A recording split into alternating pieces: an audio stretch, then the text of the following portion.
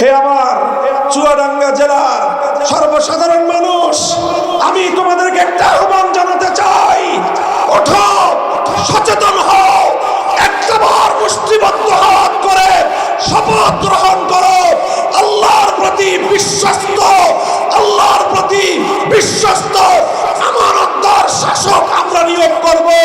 রাষ্ট্রের এবং জনগণের ভাগ্য পরিবর্তন হয়ে যাবে ইনশাআল্লাহ। আল্লাহ পাক রব্বুল আলামিন এই পৃথিবীর মালিকানা কাউকে হস্তান্তর করেন না,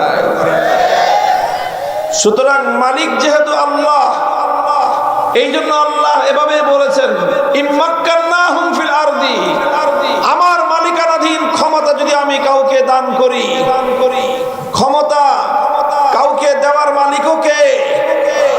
আবার যাকে আল্লাহ ক্ষমতা দেন, চাইলে তার কাছ থেকে ক্ষমতা ছিনিয়ে নেওয়ার মালিকও একমাত্র কে? কোরআন পরিষ্কার ভাবে বিভিন্ন জায়গায় বলে দিয়েছে, আল্লাহ যাকে ক্ষমতা দিতে চান তাকে ক্ষমতা থেকে কেউ রুখতে পারে না। আবার আল্লাহ যখন কারো কাছ থেকে ক্ষমতা ছিনিয়ে নেওয়ার সিদ্ধান্ত গ্রহণ করেন, সারা পৃথিবীর শক্তি মিলেও তার ক্ষমতা ধরে রাখতে পারে না। আমার আল্লাহ পাক রব্বুল আলামিন যুগে যুগে এমন অসংখ্য দৃষ্টান্ত কায়েম করেছেন। আল্লাহ বলেছেন, বলো, ঘোষণা করে দাও, দুনিয়ার মানুষ যেন একথা ভালো করে বুঝে নেয়। কুলিল্লাহুম্মা মালিকাল মুলকি তুতিল মুলকা মান তাশাউ ওয়া তানজিউল মুলকা মিম্মান তাশাউ। বলুন, হে আল্লাহ, আপনি রাজত্বের মালিক, যাকে ইচ্ছা আপনি তাকে রাজত্ব দান করেন। আবার রাজত্ব দেওয়ার পর যখন যার কাছ থেকে ইচ্ছা আপনি রাজত্ব কেড়ে নেন। আল্লাহ যখন কারো কাছ থেকে রাজত্ব কেড়ে নেওয়ার সিদ্ধান্ত নেন, সে তার রাজত্ব ক্ষমতা টিকিয়ে রাখবার জন্য ক্ষমতার চারপাশে যত দুর্ভেদ্য প্রাচীর তৈরি করুক না কেন, তার ক্ষমতাকে রক্ষা করার জন্য সে যত বলয় তৈরি করুক না কেন, খোদার কসম খেয়ে বলি, আমার আল্লাহর শক্তির মোকাবেলায় মানুষের তৈরি করা ক্ষমতা রক্ষার সকল বলয়, সমস্ত দুর্গ মুহূর্তের মধ্যে ভেঙে চুরে খান খান হয়ে যায়। মুহতারাম হাজিরিন, পৃথিবীর ইতিহাসে এমন অসংখ্য দৃষ্টান্ত আছে। আমাদের সৌভাগ্য, বর্তমান প্রজন্মের সৌভাগ্য যে আল্লাহ পাক রব্বুল আলামিন এই দেশের মাটিতে আমার আল্লাহ ক্ষমতাকে কেমন ভাবে নিয়ন্ত্রণ করেন, কিভাবে আল্লাহ চাইলে ক্ষমতা কেড়ে নিতে পারেন, তার একটি ঐতিহাসিক দৃষ্টান্তের সাক্ষী হওয়ার তৌফিক আল্লাহ আমাদেরকে দান করেছেন। এটা হলো এই প্রজন্মের মানুষের একটা সৌভাগ্য। আমার আল্লাহ পাক রব্বুল আলামিন শত বর্ষে এরকম একটা একটা করে ঘটনা ঘটায়। মানুষ যখন ভুলে যায়, মানুষ যখন ক্ষমতার দম্ভে মনে করতে থাকে যে আমি যা চাই তাই হয়, কোন ক্ষমতাবান যখন ক্ষমতার অহংকারে দাম্ভিকতা করে এমন মনে করতে থাকে আর বলতে থাকে আমার কাছ থেকে কেউ ক্ষমতা কেড়ে নিতে পারবে না, সে যখন নিজের ক্ষমতার চারপাশ দিয়ে এমন বলয় তৈরি করে, প্রাচীর তৈরি করে নিজেকে নিরাপদ ভাবতে থাকে, ঠিক ওই সময় আমার আল্লাহ পাক রব্বুল আলামিন তার কুদরতের বহিঃপ্রকাশ ঘটান। কিভাবে ঘটান সেটাও আল্লাহ পাক কোরআনে কারীমের এক আয়াতের মধ্যে বলেছেন, ফাআতাহুমুল্লাহু মিন হাইসু লাম ইয়াহতাসিবু, ফাআতাহুমুল্লাহু মিন হাইসু লাম ইয়াহতাসিবু। আল্লাহ পাক বলেন যে আল্লাহ এমন ভাবে পাকড়াও করলেন, আল্লাহ এমন ভাবে পাকড়াও করেন, যাকে পাকড়াও করেন সে পাকড়াও হওয়ার আগে কোনোদিন এইভাবে ধরা খাওয়া যায় কল্পনাও করতে পারে না। এমনকি অন্যরাও কল্পনা করতে পারে না যে এমন ভাবে আল্লাহ পাক কারো পতন ঘটাতে পারেন। আল্লাহ পাক রব্বুল আলামিন যখন সিদ্ধান্ত গ্রহণ করেন তখন ঠিক এভাবেই আল্লাহ পাক কারো পতন ঘটিয়ে দেন।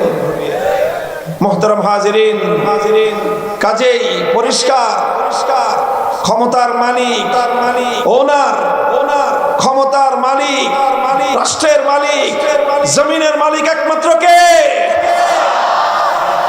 এটা পরিষ্কার কথা। এই জন্য আল্লাহ পাক রব্বুল আলামিন মানুষকে কোরআন দিয়েছেন, যে ইসলাম দিয়েছেন, যে শরীয়ত দিয়েছেন, ইসলাম একটা পূর্ণাঙ্গ জীবন ব্যবস্থা, তার যে রাষ্ট্র দর্শন, তার যে রাজনৈতিক মতবাদ, এটা পরিষ্কার। ইসলাম মনে করে রাষ্ট্রের জমিনের প্রকৃত মালিক যেহেতু আল্লাহ, তাহলে সরকারটা কি, শাসক যারা রাষ্ট্র পরিচালনা করে, দেশ পরিচালনা করে, তাদের অবস্থানটা কি, তাদের ভূমিকাটাই বা কি। ইসলামী রাষ্ট্রবিজ্ঞান বলে যে রাষ্ট্রের ক্ষমতাসীন সরকার বলেন, রাজা বলেন, বাদশা বলেন, যখন যেই ফরম্যাটে শাসক থাকে, শাসক হয় আল্লাহর পক্ষ থেকে রাষ্ট্র পরিচালনার ম্যানেজার। শাসক কি, বুঝেন নাই কথা? ম্যানেজার বুঝেন? ম্যানেজার, শাসক হলো শুধুমাত্র ম্যানেজার, সরকার হলো ম্যানেজার।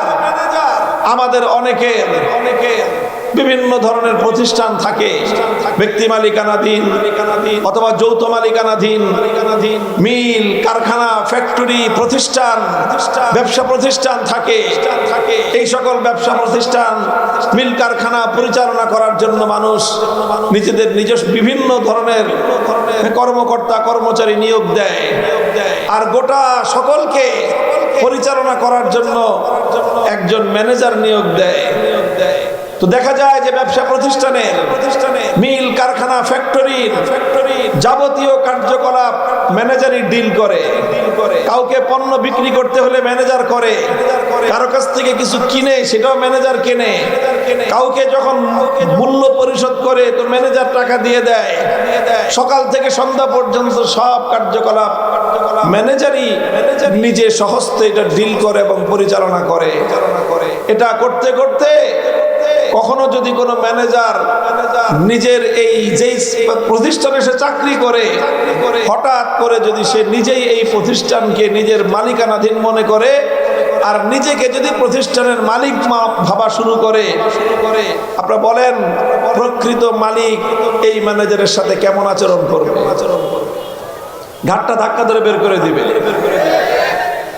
বলবো যে আমি তোমাকে ম্যানেজারের চেয়ারে বসিয়েছি বলে তুমি ম্যানেজার, আমার ইচ্ছার উপর তোমার চাকরি নির্ভরশীল।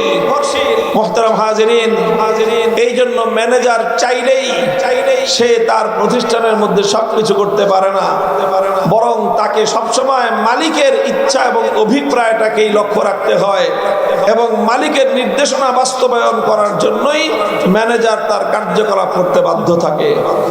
ঠিক তদ্রূপ যে কোনো রাষ্ট্রের সরকার রাষ্ট্রের মধ্যে যা ইচ্ছা তা করতে পারে না, জনগণকে যেভাবে ইচ্ছা সেভাবে শাসন করবার অধিকার রাখে না, বরং এই রাষ্ট্রের, এই জমিনের, এই ভূপৃষ্ঠের মালিক হলেন আল্লাহ।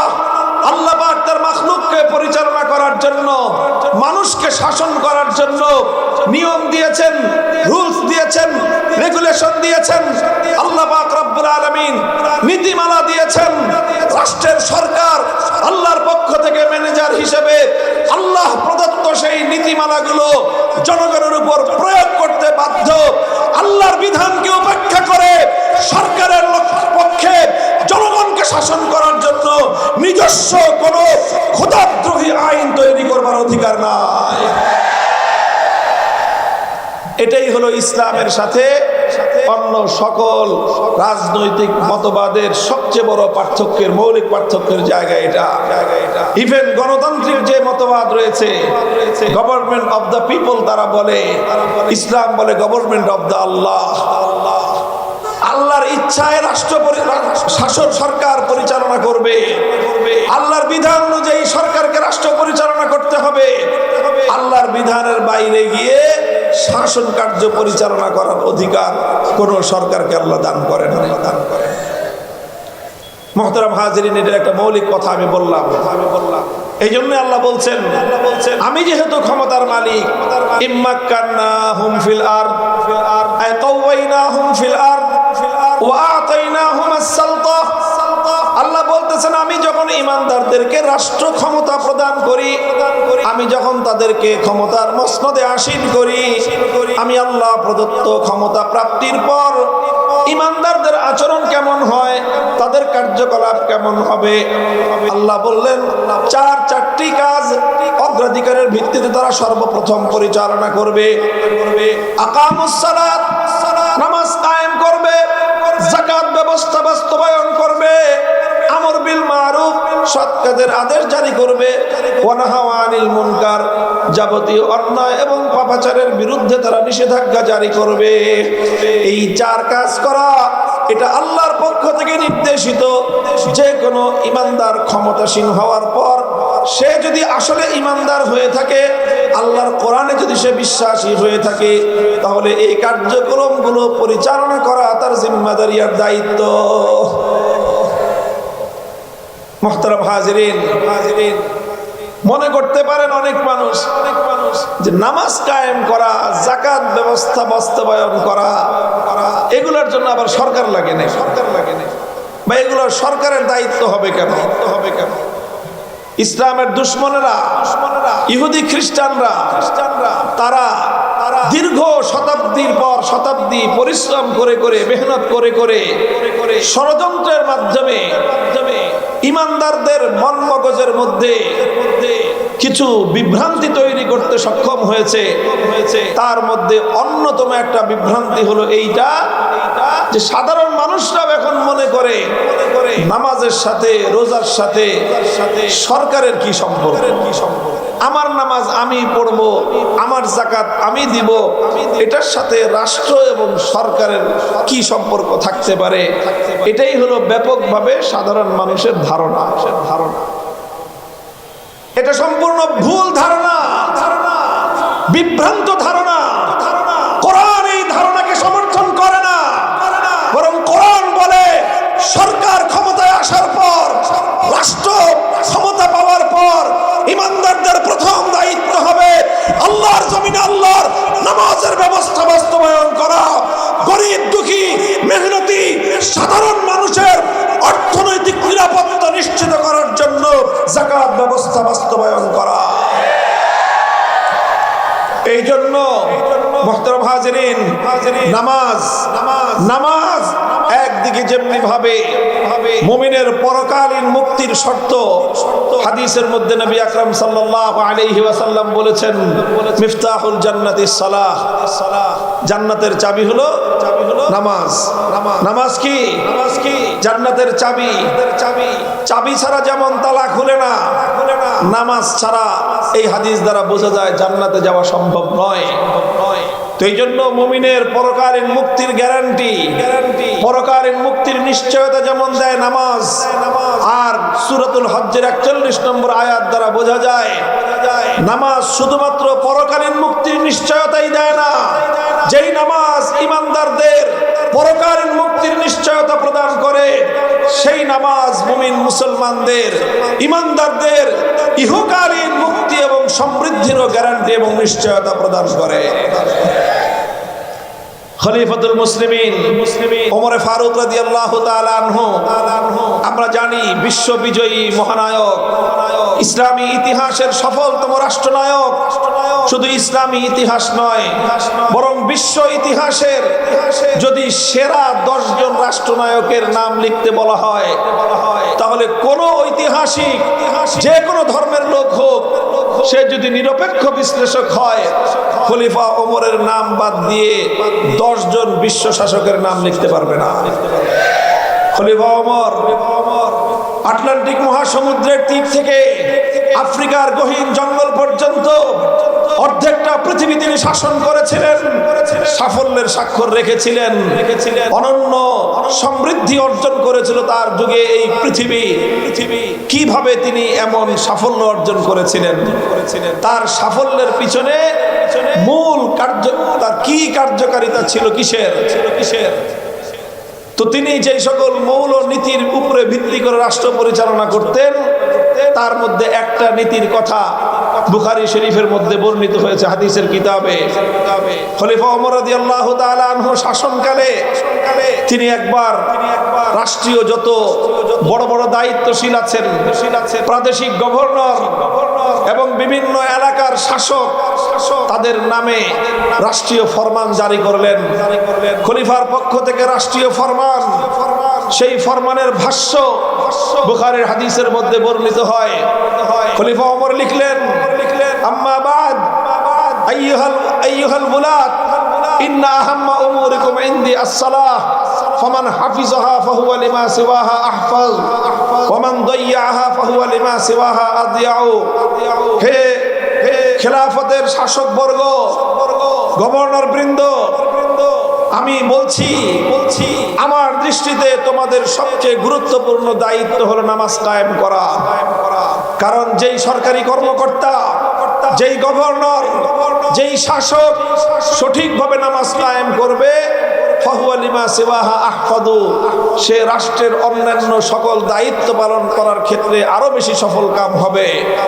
সে জনগণের অধিকার আদায় করার ক্ষেত্রে সফল কাম হবে, দায়িত্ববান হবে। রাষ্ট্রের যে কোনো দায়িত্ব পালন করার ক্ষেত্রে সে আমানতদার হবে। যে নামাজ সুন্দরভাবে কায়েম করবে তার দ্বারা রাষ্ট্রের প্রতিটি দায়িত্ব সুচারুরূপে আঞ্জাম পাবে।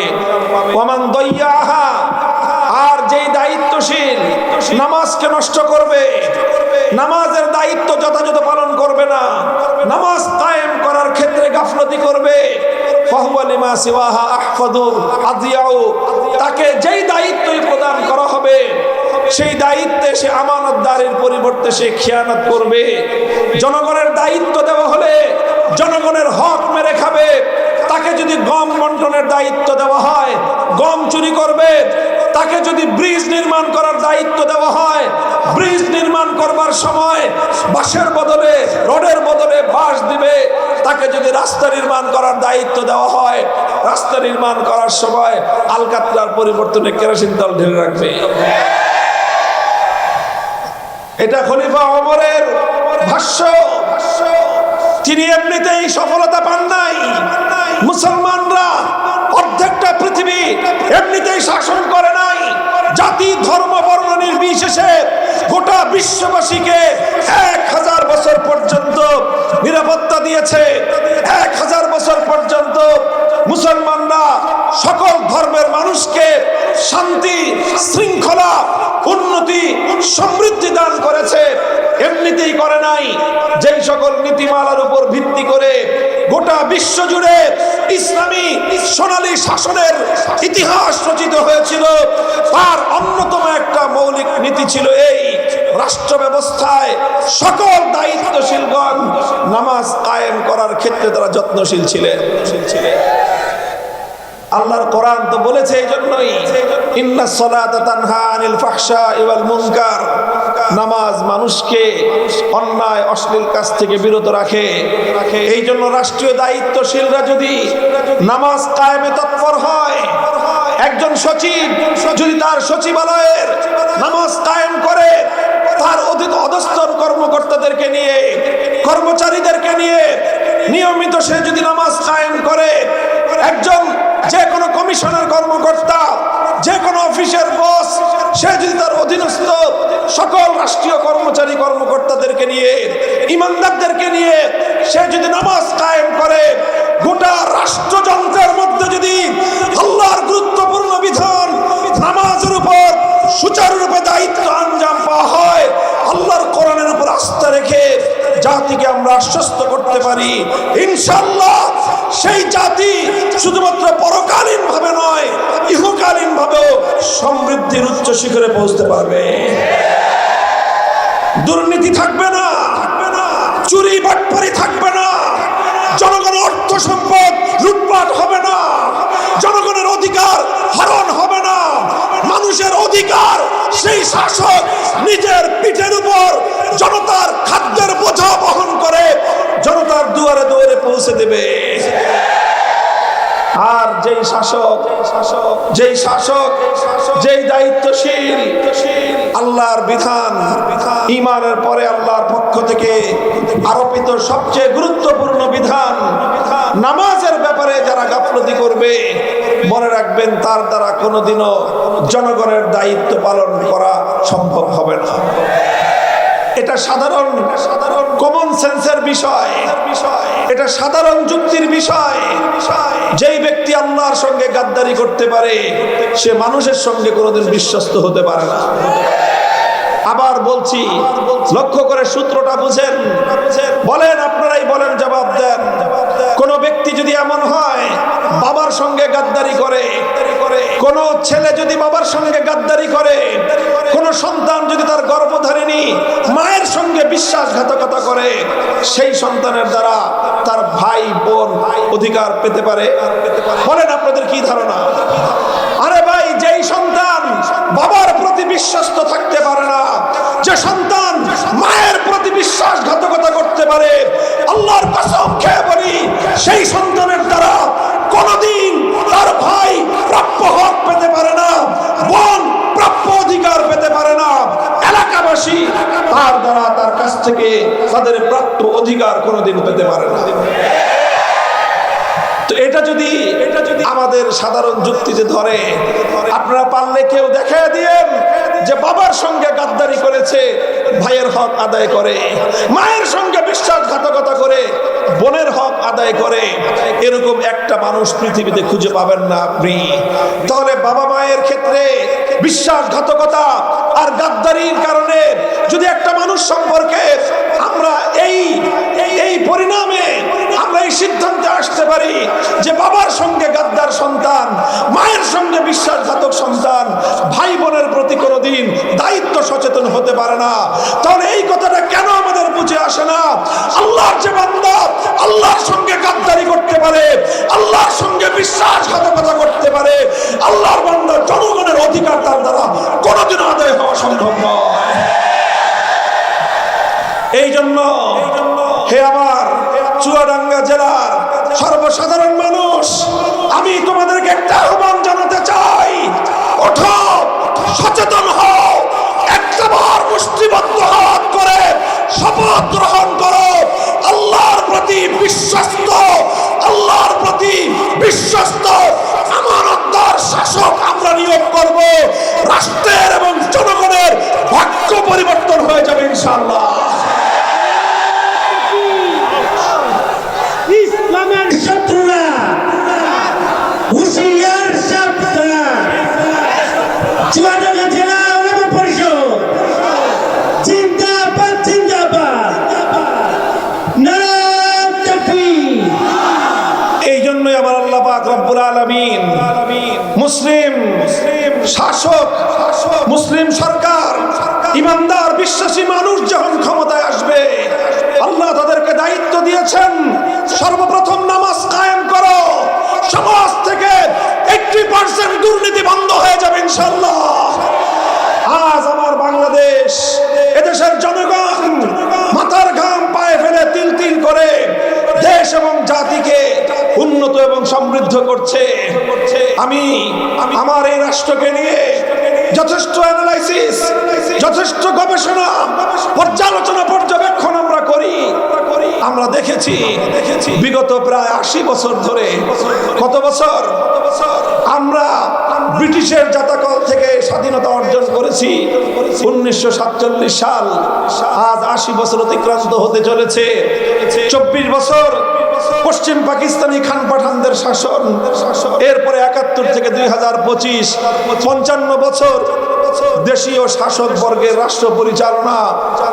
এই দীর্ঘ সময়ে দেশের মানুষের কিছুটা উন্নতি হয়েছে, ঠিক, দেশের উন্নতি হয়েছে, জাতির কিছুটা অর্থনৈতিক জাগতিক উন্নতি হয়েছে। তবে এই উন্নতির পিছনে সরকারের যতটা ভূমিকা, তার থেকে 99% বেশি ভূমিকা রাষ্ট্রের সাধারণ জনগণের। এদেশের সাধারণ মানুষ মেহনতি, পরিশ্রমী, হাড় ভাঙ্গা খাটুনি খাটে, কৃষক মাথার ঘাম পায়ে ফেলে ভোর থেকে রাত অবধি ফসলের মাঠে মেহনত করে সোনার ফসল ফলায়। শ্রমিক গার্মেন্টস থেকে নিয়ে শুরু করে মিল, কলকারখানা, ফ্যাক্টরি পর্যন্ত অক্লান্ত পরিশ্রম করে তিল তিল করে উৎপাদন করে। রাস্তাঘাটে রিক্সাওয়ালা, ভ্যান গাড়ি চালক, ঠেলা গাড়িওয়ালা, এই সমস্ত দরিদ্র জনগোষ্ঠী পেটের দায়ে মাথার ঘাম পায়ে ফেলে পরিশ্রম করে পয়সা উপার্জন করে সংসার চালায়। আর আমাদের যুবকরা, সোনার যুব সন্তান, যুব প্রজন্ম, তারা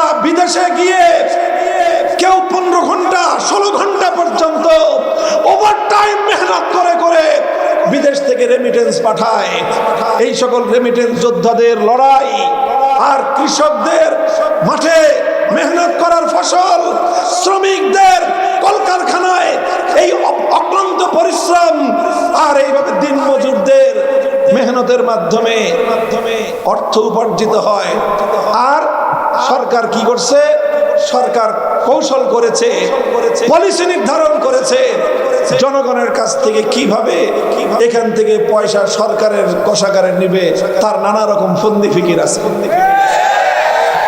সরকারের হাত থেকে, সরকারের কাছ থেকে জনগণের উপকৃত হওয়ার পলিসি বাংলাদেশে খুবই কম।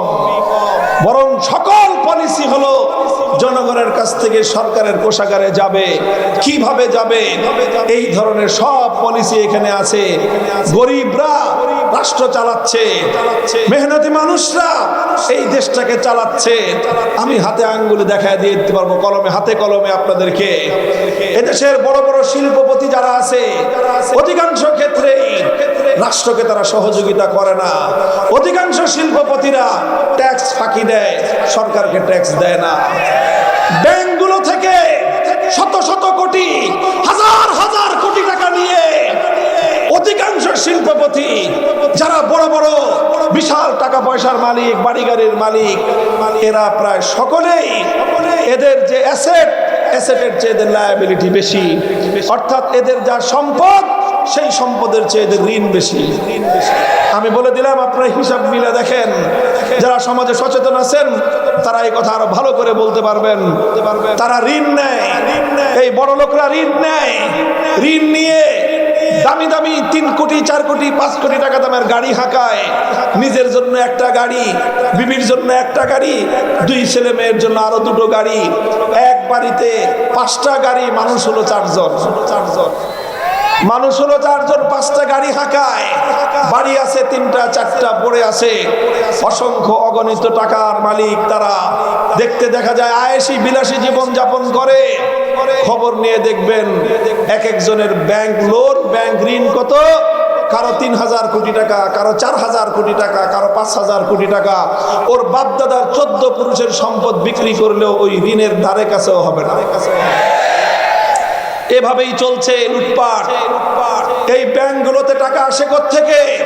সাধারণ মানুষ যারা বিশেষ করে মধ্যবিত্ত, এমনকি নিম্নবিত্তের মানুষ অল্প অল্প টাকা কামাই করে, সেখান থেকে সামান্য একটু সঞ্চয় করে করে ব্যাংকে নিয়ে জমা রাখে যে 10 বছর, 20 বছর, 25 বছর পরে গিয়ে আমার টাকাটা কয়েক লক্ষ টাকায় হবে, সে টাকা দিয়ে একটা কিছু করতে পারবো বুড়ো বয়সে। এই জাতীয় মানুষ ডিপিএস খোলে, এই জাতীয় মানুষ মেয়াদি সঞ্চয় করে, আর তাদের টাকাগুলো ব্যাংকে গিয়ে জমা হয়।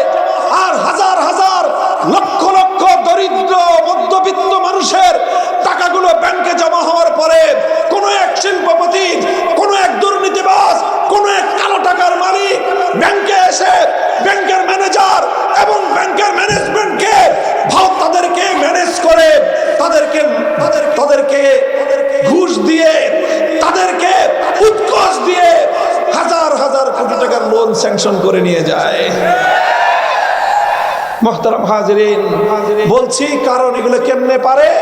কারণ গোটা রাষ্ট্রযন্ত্রটাই দুর্নীতির একটা বক্সে পরিণত হয়েছে।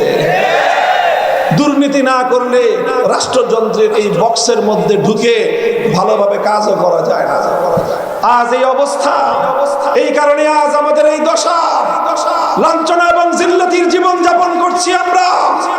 অথচ আমাদের 18 কোটি মানুষের মেহনতি 36 কোটি হাত, এগুলো যদি মুষ্টিবদ্ধ হতো, ঐক্যবদ্ধ হতো, মুসলমানদের পবিত্র ভূমিতে কোন দুর্নীতিবাজ, কোন অবৈধ শাসক